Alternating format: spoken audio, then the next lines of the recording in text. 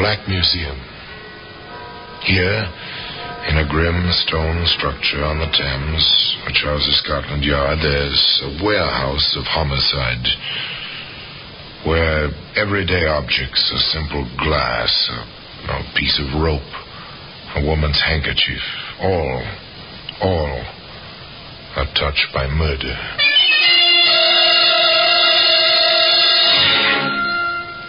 You take this iron bar. It's a familiar object. The handle of a jack. If you own a car, you have a jack handle. Maybe you've used it, but never I trust like this. Gracie, quick, give me the jack handle. Here, let me go. What do you want? No, don't hit me.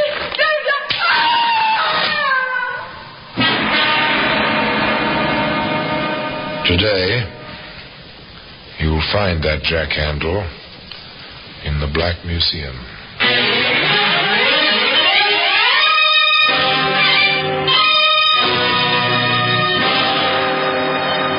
From the annals of the Criminal Investigation Department of the London Police, we bring you the dramatic stories of the crimes recorded by the objects in Scotland Yard's Gallery of Death, the Black Museum.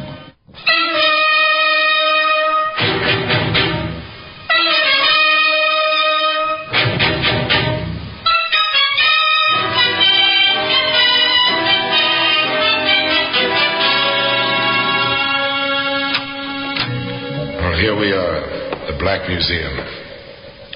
A few yards from here, the Thames laps at the riverside of Scotland Yard. But you never know it in here.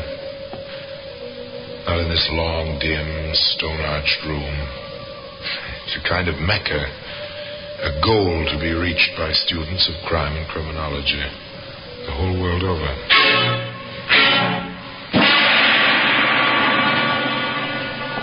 Yes, here in this room lies death and the mementos and souvenirs of death on these shelves, in these cabinets, under this well-dusted glass. The weapons, the key clues of every homicide in which Scotland Yard has taken part for almost 100 years.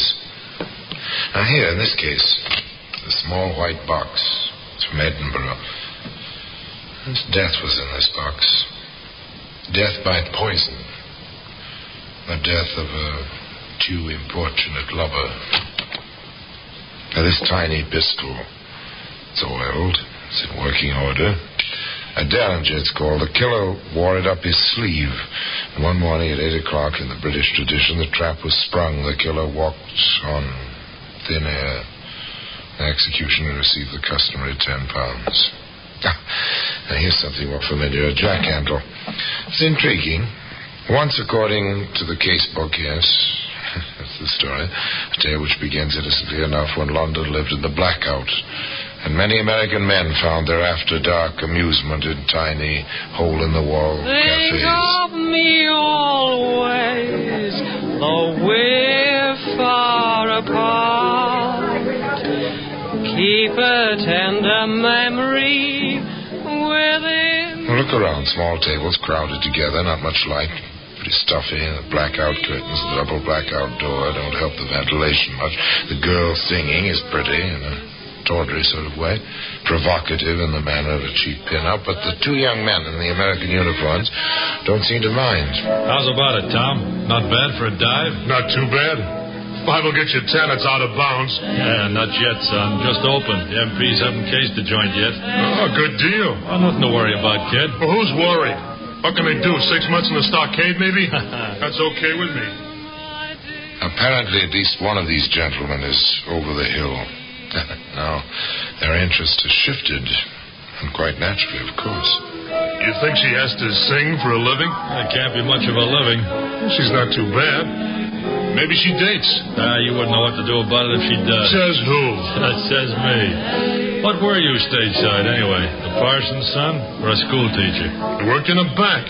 So what? I got along. I did all right. Hiding in the army? Hiding in the... Oh, maybe. Could be. I get it. Still water runs deep and all that stuff.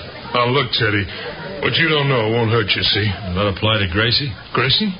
You mean the babe? Well, who else? Grace Harwell, the London thrush, who don't sing half as good as she looks. You know her? I met her a couple of times. You want to knock down? Well, why not? Now? Well, sure. Gracie, let's see your speed, son. You got a ringside seat. Well, Teddy, the Yank who thought he'd take Soho single-handed. Sit down, Gracie. What'll you have? My regular. Who's your friend? Oh, meet Private Tom Bennett, Gracie Harwell. Hi. Hello, soldier. Let me get your drink, Gracie. Faster that way. Hey, what about your ringside seat? I'll be back in time. That fast you can't work. Grace, Yes? how would you like to help me win a bet? Well, this is a new approach. Good. Now, look, all I need to win is a date with you, see, for tomorrow night. Well, how about it? After the show? You on furlough? Maybe. Maybe not. I'll be in town tomorrow night. Got a car with petrol? No, but I will have. You say that like you meant it. I will have a car and gas. When and where? Well, I'm not saying for sure, but be outside at 1 o'clock in the morning. You may win your bet. And so they met. That was the beginning. Next morning, Tom was at the appointed place, complete with jeep and fuel. Hi, Gracie. Hello, soldier. Come on, climb aboard. Where'd you get it? Let's say I borrowed it. Shall we go? Why not? A boy, a girl, a jeep. In the London blackout without benefit of cherry planes and bombs. A time to relax, to make an impression on the girl. The former bank clerk made his play to the girl who sang club dates on the seamy side of London. It's too bad. No moon tonight. The moon means bombers. At this point, that's not too bad. Well, that's silly. Oh, look, bombers mean there's a war on. No war, I wouldn't be here. Well, what's good about that, being here? I could itemize. One, I met you. But let's leave it at that. You start early. That's the stage. Don't waste time. You didn't waste time borrowing the Jeep. What's one Jeep, more or less? I worked in the carpool. I know my way around. You must. You went back to get the car. What are you getting at, sister? The car? It's out without a pass. So are you. Smart girl. I know my way around. Want to sell the Jeep? I know a fellow will give you a good price. No, I need it. What for? Business. What kind of... Look out! That bike! Gee, thanks. Oh, That's no place for a bike this time of night. Nor the girl on it. what kind of business? I have a small problem. Being out without a pass, I don't get paid. Oh. Money's necessary even in wartime. I had my ways back in L.A. Mhm. Los Angeles to you. But I need a car. You got it, Gracie? Now, if you'd like a small demonstration, we can... You know, a man boasts to a girl and decides to make good the boast. This very modern variation on that theme consisted of stopping the Jeep at the side of the road, cutting the engine, waiting.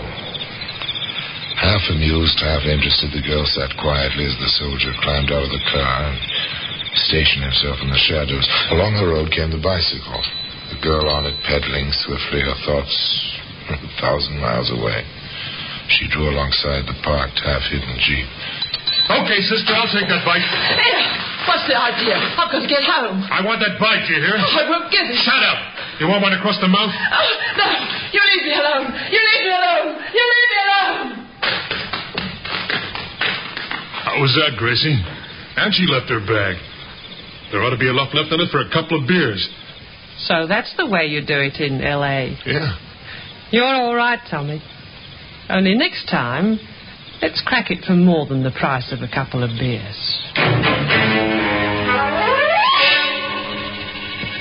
Next time was the next evening, but early, before the bars closed. Gracie, the pin-up, said, I won't go to work tomorrow night, and I know a spot off by itself. With a Jeep, we can get away fast, like you did it in L.A. And they drove up to the spot, a small pub on a side road, and Gracie said, Let's get to it, Tommy. They've got customers. That means money in the till. but Tommy hesitated, and he said, Too many. Scared? Now, why take chances? There might even be a cop in there. Maybe later. You promised. You said I'd be the lookout while you went in and collected. Maybe later, not now. Well, let's do something, Tom.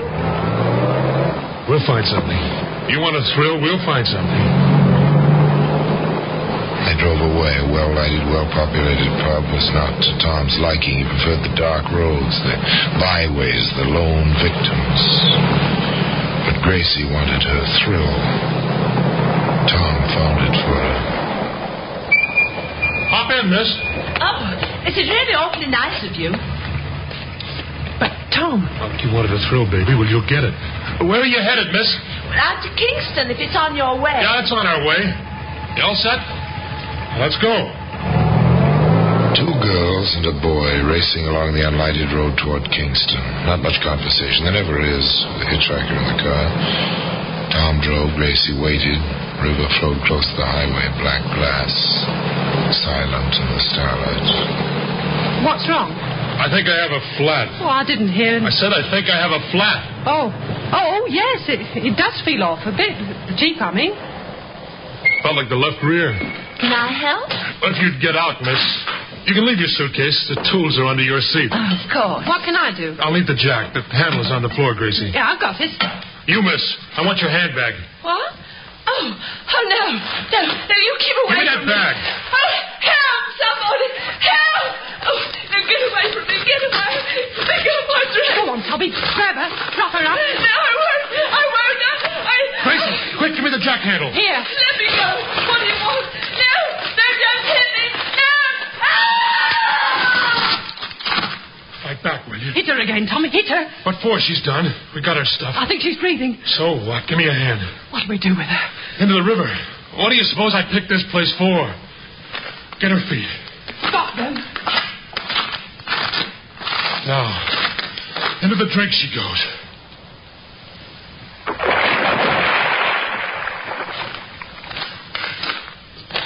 Oh, Tom. Well, did you get a thrill out of that, baby? That's the way we do it in L.A. Knock them over and dump them someplace where they won't be found. Okay, let's get going, Gracie. We got places to go and things to do tonight. Nice, clean fun. The end of that night's work was a jack handle. A jack handle. It lies today in the Black Museum. Now back to Theater of the Mind on 104.5 Chum FM. It was to be some time before the jack handle came to rest in the Black Museum. A trail of blood and misadventure was yet to be blazed through wartime London. Tom and Grace were amateurs at crime like this, but they knew enough to cover their tracks. They ditched the Jeep, parking it in a rubbed street. They took cover during daylight, but night in the blackout with their cloak as they prowled for further victims.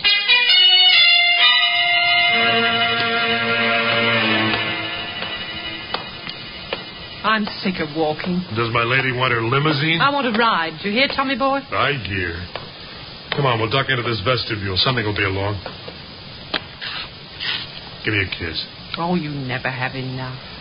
Haven't kissed a babe in a doorway since L.A. Good. What's that in your pocket? This? You like it? Shell in the chamber, full clip. Where'd you get it? Army stores, Natch. Pretty? Throw it away. Are you kidding? Do you know what they give you for carrying a pistol in this country? Well, what's the difference? We killed that dame, didn't we? They take us, it's the chair anyway. Well, over here, it's the rope. At 8 o'clock in the morning. I'm cold, Tommy. I'm cold. You cold? Baby, you're the warmest thing in London. What's that, a car? Must be. Come on. Throw the pistol away. You want to ride, don't you? Hey, driver, give us a lift. He's stopping for us. Obliging fellow, isn't he? Where to, Yank? Your way, towards Shepherd's Bush. My girl's got kind of tired of walking. This is awfully nice of you. I'm a taxi, you know. Private car with hat license. I'll have to charge you for the ride. Well, we don't mind, do we, honey? We got plenty of money. Hop in. In the back. Private car with hack license. Driver James Carter. Direction east. Through the blackout. The blue, shaded headlights barely glowing in the gloom. After a little distance. Driver, we changed our minds. How much would it cost me to go a little way further? Out as far as Shepherd's Bush. Driver Carter. to oblige. It was his job. Pick up passengers, deliver them through the blackout wherever they wanted to go for a price. Their living of sorts. Driver Carter thought of it as a living. It's plenty deserted out here. The Jerry's did a thorough job out this way. It's near the docks, isn't it? I suppose so. That's a good place. Perfect. You think he's got any money? All right, driver, stop here. Yes, sir. Nothing here but the rubble. You heard me. Stop. You know what this is? Service pistol. You hold it, Gracie. Got it. Now, don't move, driver. She's got an itchy finger. You can have my wallet. Keep him covered, Gracie, while I open the front door. Give me back the gun. Hurry, Tom. All right, you, driver, get out. On this side. You can have a car, too. Just leave me alone. Gracie, did you ever see the hole a 45 makes in a man? No, Tommy. Never. No, God! Big enough to put your fist through in the back where it came out. Let's toss him in the rubble. That'll do it. Now we can ride anywhere you want to go. It doesn't take much to kill a man. You pull the trigger, the firing pin strikes the cartridge, the powder explodes, and then the bit of lead tears into the man. That's all. Nothing left but a few chemicals, which once were living flesh, a few rags of clothing. Toss it into the rubble. Dust to dust.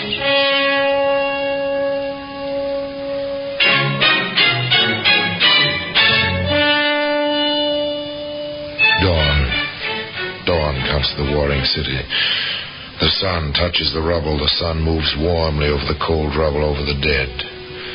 The night watchers start home. The fire wardens, weary but relieved after a quiet night, take a shortcut toward their breakfasts and a few hours' sleep. Margie. Hey, what's that? Body, seems like. This area was cleared out months ago. He's fresh, that one. Let's have a look, shall we? They had their look. It wasn't pleasant. Shot through the chest. Stay here. I'll find a call box. The fire warden placed his call. He rang straight through to Scotland Yard. A short while later, a man picked up the telephone on his desk. Inside the Greystone building on the Thames. Inspector Mason here. Sergeant Davis, sir. Go ahead, Sergeant. The body found in the East End, sir, shot to death. Large caliber from the size of the wound, probably a service pistol. Identified as yet? The identity papers are still on him, sir. James Carter, taxi driver, private car registration, tag number RD7445. The car?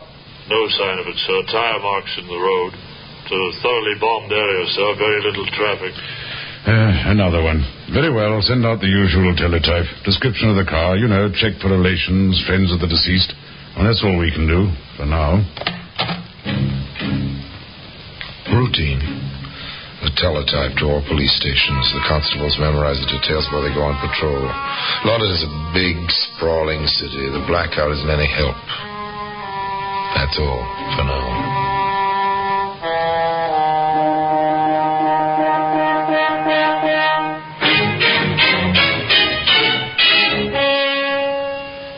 The wheels have begun to turn. Routine, inexorable, never-ending. And so, another telephone call. Constable Gray, Inspector. Yes? Ladbroke Station. I believe I have the car that was posted this morning. RD7445. Black sedan. It's parked in Bush Mews. Yeah? That's a dead end, sir. It's facing out. Oh, very good, Gray. Stand by. We'll be along shortly. A sharp-eyed constable on the blackout, the parked car. Routine. Inexorable. Inevitable. Cut your engine, Sergeant. This'll do it. Yes, sir. Usual routine. If there's an attempt to drive out, turn on your headlights. The driver will be blinded. Very good, sir. Gray. Constable Gray. Yes, sir. Inspector Mason, CID. Anything yet? No, sir, not yet. There's a pinhole in the blackout curtain. Second-story window of the house behind the car. There was a light up there. Nothing now. It went out a moment ago, sir. Take post behind the car, Gray. Accost anyone who approaches it. The area's covered. There'll be no escape. Yes, sir. The constable's footsteps fade and stop. Silence. Darkness. The trap is set. They wait. No movement, no sound. Not even the glow of a cigarette. Just darker shadows in the darkness. In the depths of the little mews, a door opens and closes. Footsteps briefly. 2 pairs of footsteps. A car door opens. Then Constable Gray calls out, "Don't start the engine there. You're under arrest." Sergeant, your lights! Tommy, the coppers! They got us boxed. Gray! You won't take me. Hold him, Gray! Go in, son. You got nothing on me. Never mind that. It's my duty to inform you that you're under arrest. You'll be charged with murder. And I warn you that anything you say will be taken down in writing and may be used in evidence. You can't prove anything. Run the rule on him, Constable. Yes, sir. This, sir, service pistol. Good enough. Take them along. All right, you two. Don't touch me. I'll go along. He made me go with him. He threatened me with a pistol. He made me go along.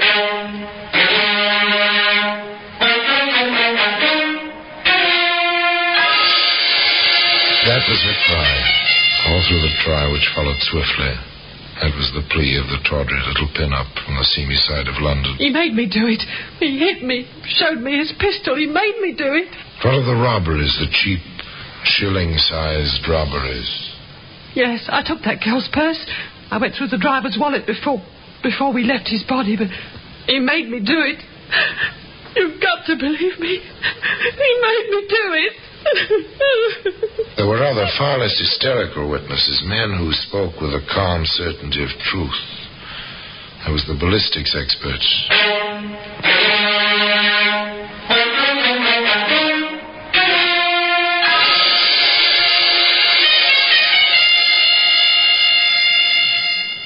There is absolutely no doubt. The bullet which killed James Carter, the driver of that hired car, was found in the flooring of the car. We have compared it with test bullets fired from the pistol found on the accused. The rifling marks are identical. The death bullet was fired from that pistol.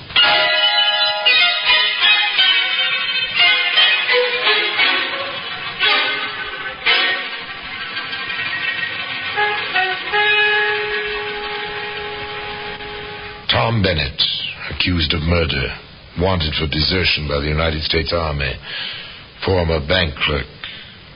He played his role defiantly. I tell you, she's framing me. This whole deal was her idea. You should have seen the bang she got when she watched what was going on. Now she's trying to pass the buck to me. And with customary thoroughness, Scotland Yard turned up a surprise witness. Yes, those are the two. She gave him the jack handle and he hit me with it. They threw me in the river. The lorry driver found me. I know them anywhere. He made me go along. He made me. I'll prove it. I'll show you where we left the Jeep. The jack handle's still in it.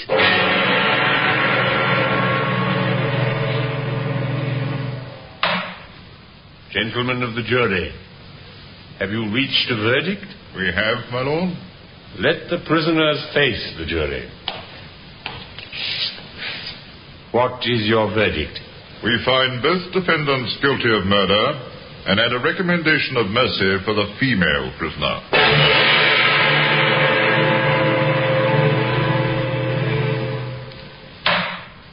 No, yes, juries behave somewhat strangely at times. This one was impressed with a plea of compulsion, but not quite enough, it seems, to acquit Grace Harwell. Thus, it came about in due course that the judge pronounced the sentence.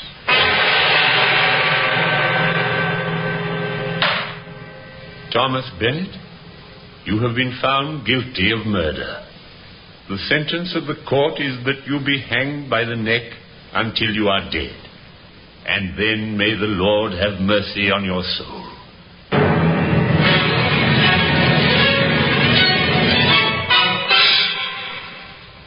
On Grace Harwell, the judge pronounced the same terrible sentence. But the jury's recommendation for mercy led the Home Secretary to commute this to penal servitude for life. A lifetime for Grace Harwell to remember. He made me go along. He made me go along. No jack handle. It lies today in the Black Museum. So much for the story of Grace and Tom. Tom's life ended on the scaffold. The life of Grace Harwell continues in the drab monotony of Holloway Prison. The service pistol, of course, and the jack handle remain in their places, their special places of honor, on a shelf in that curious room which is known in Scotland Yard as the Black Museum. And now, until next time, till we meet again in the same place, and I tell you another story of the Black Museum, I remain as always obediently yours,